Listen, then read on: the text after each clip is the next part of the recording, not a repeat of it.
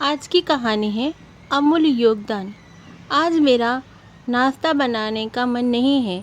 जाना बेटा, पास वाले होटल से समोसा ले आ। कविता जी ने बेटी से कहा। मम्मी कितना लाऊं? 6 ठो ले आना बेटा। 2 तू, 2 मैं और 2 सुमित्रा। अरे सुमित्रा, क्या हुआ? तेरा चेहरा क्यों उतरा हुआ है? तबीयत तो ठीक है ना? कविता जी ने अपने काम वाली से पूछा। हाँ हाँ दीदी, ठीक है। वे सिर में थोड़ा सा दर्द है। अपने दर्द को छुपाते हुए मुस्कुराने की कोशिश करती हूँ। सुमित्रा ने कहा, दवाई है, सिर दर्द की ले, खा ले, ठीक हो जाएगा।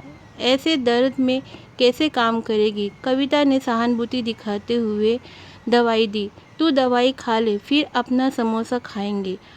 आज तुझे समोसा खाने का मन हुआ तो मैंने नाश्ता बनाया ही नहीं। दरअसल सुमित्रा कविता जी के अलावा 2 और घरों में काम करती थी, खाना बनाने का काम, और दोनों घर बड़े अधिकारी के थे। कविता जी के मोहल्ले में ही नए नए दोनों परिवार रहने आए थे। चूँकि अधिकारी वर्ग के लोग थे, इसलिए सुमित्रा ने सोचा पैसे भी अच्छे मिलेंगे और नाश्ता पानी के साथ कुछ सुविधाएं भी मिलेंगी। ऐसा सोचकर उसने काम करने के लिए हामी भर दी। अरे तू दवाई क्यों नहीं खा रही है सुमित्रा? कविता जी ने पूछा। दीदी मैं घर जाकर खा लूँगी। क्यों? नाश्ता तो की है ना? सुमित्रा चुप थी। कविता जी समझ चुकी खाली पेट दवाई खाने से डर रही थी। सुमित्रा कविता जी का प्यार और अपनापन देखकर सुमित्रा की आंखों में आंसू आ गए और धैर्य की सीमा टूट गई। फपक कर रोती हुई बोली, दीदी आपके समान सब नहीं होते। आप सब चीज़ों में बड़ी होते हुए भी हम जैसे छोटे लोगों का कितना ख्याल रखती हैं। वो जो बड़े साहब की मेम साहब है ना, उन्होंने पहले दिन ही बोल दिया था, देख तू टाइम पे आना और अपना सारा काम करना, पैसे तुझे मिल जाया करेंगे। तो दीदी मैं खाना नाश्ता बना कर रख देती हूँ। सुमित्रा ने अपनी व्यवस्था बतानी चाहिए। अरे तो तू वहाँ पर नाश्ता नहीं करती है क्या? और मेरे घर का नाश्ता तू घर ले जाती है? तूने तो एक बार कहा था कि मेरा पेट भरा है, इसे घर ले जाकर खा लूँगी। तो मैंने सोचा कि तू वहाँ भाभी के घर से नाश्ता करके आती होगी। कविता जी ने आश्चर्य से कहा। दीदी वो घर में मुनिया मेरा इंतज़ार करती रहती है और सबसे पहले जाते ही मेरा हाथ देखती है। बोलते बोलते सुमित्रा का गला भर आया। तू मुनिया को पहले तो साथ में लेकर आती थी, अब उसे अकेला क्यों घर में छोड़कर आती है? अपने साथ ले आती तो उसका भी मन लग जाता। अरे दीदी वो ना, काँपते काँपते सुमित्रा ने आज कविता जी के सामने दुख का पिटारा खोल ही दिया।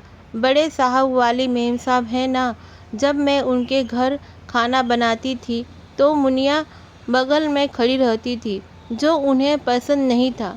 एक दिन मुनिया उनके सामने पूछ ली थी, माँ ये क्या है? मैं बोली ये पनीर है। मुनिया जिज्ञासा भरे स्वर में मुनिया ने मेम साहब के सामने ही पूछा, ये कैसा लगता है खाने में? माँ बस उस दिन से मेम साहब ने मुनिया को साथ में लाने से मना कर दिया। कविता जी को विश्वास नहीं हो रहा था, लोग इतने कठोर भी हो सकते हैं। अपनी बात को आगे बढ़ाते हुए सुमित्रा ने कहा, कल ही उनके घर किटी पार्टी थी तो मैं नाश्ते में पनीर पकौड़ा बनाया था। मैं नाश्ता रख कर किचन में खड़ी थी, इंतज़ार कर रही थी कि पार्टी ख़त्म हो तो बर्तन समेट कर साफ सफाई कर घर जाऊं। इस बीच मुझे सुनाई दिया सभी महिलाएं पकोड़े की बहुत तारीफ़ कर रही थी। उनमें तो एक ने यहाँ तक कह दिया कि कोई बहुत अनुभवी व्यक्ति पकोड़ा बनाया है, जिन्हें स्वाद के बारे में बहुत सटीक जानकारी है और हल्का सा मीठापन लिए क्रंची क्रंची। माशा अल्लाह, पेट भर गया, मन नहीं भर रहा। दीदी तारीफ सुनकर तो बहुत अच्छा लगा, पर आज तक मैंने पनीर पकोड़ा चखा भी नहीं है।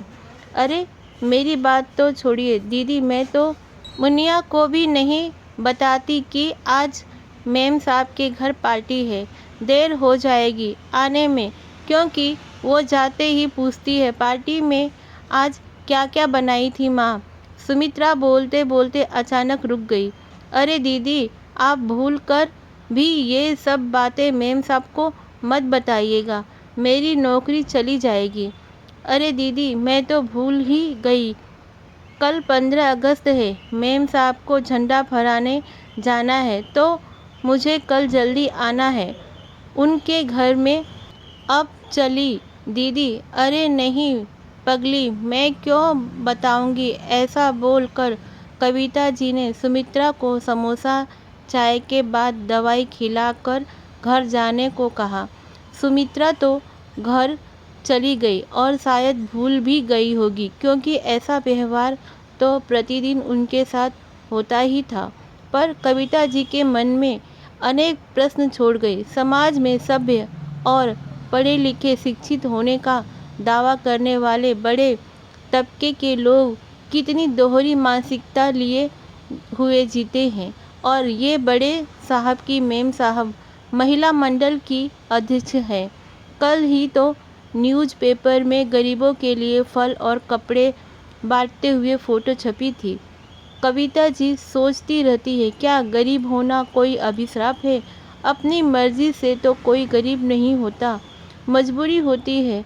पर मजबूरी के साथ साथ एक दिल भी तो होता है उनके पास। वो हमारा काम करती हैं, हमारे लिए काम करती हैं, उन्हें प्यार पाने का पूरा हक है। सवेरे से सोसाइटी में 15 अगस्त की तैयारी बड़े धूमधाम से चल रही थी। चूँकि मेम साहब महिला मंडल की अध्यक्ष थी, तो झंडा उन्हीं के हाथों से फहराना था, और कॉलोनी की सबसे सीनियर महिला कविता जी भी विशेष अतिथियों में सम्मिलित थी। कॉलोनी के सभी घरों की कामवाली और उनके परिवार को भी बुलाया गया था। सारे पत्रकार बंधु भी फोटो लेने को खड़े थे। दिन ही ऐसा था, स्वतंत्र दिवस, सो कुछ तो सामाजिक हित में अपने कार्यों को भाषण में स्थान देना ही था। सुनियोजित तरीके से ध्वजारोहण के बाद कविता जी को स्टेज पर 2 शब्द कहने को बुलाया गया। कविता जी ने समय सीमा को ध्यान में रखते हुए मूल विषय से ही बात शुरू की। आज मैं स्वतंत्रता दिवस के पावन पर्व पर मुनिया को स्टेज पर बुलाना चाहती हूँ और उसकी एक इच्छा पूरी करने की शपथ लेती हूँ। मुनिया के स्टेज पर आते ही कविता जी ने पूछा, तुम बड़ी होकर क्या बनना चाहती हो। मुनिया ने एक पल में जवाब दिया, मैं पढ़ लिख कर मेम साहब के समान बड़ी आदमी तो बनना चाहती हूँ, पर उनके समान व्यवहार नहीं चाहती। मैं अपने जैसे किसी भी मुनिया को घर आने से मना नहीं करूँगी। मुनिया की बात सुनकर सभा में सन्नाटा पसर गया। तभी मेम साहब खड़ी हुई और झेपते हुए मुनिया को प्यार से बोली, तुमने मेरी आंखें खोल दी बेटा। मैं तुम्हें पढ़ा लिखा कर इस लायक बनाऊंगी ताकि कोई और दूसरी मुनिया शिक्षा से वंचित ना रह सके। सभा में तालियों की गूंज साफ बता रही थी, आज बहुत ही नेक निर्णय लिया गया है।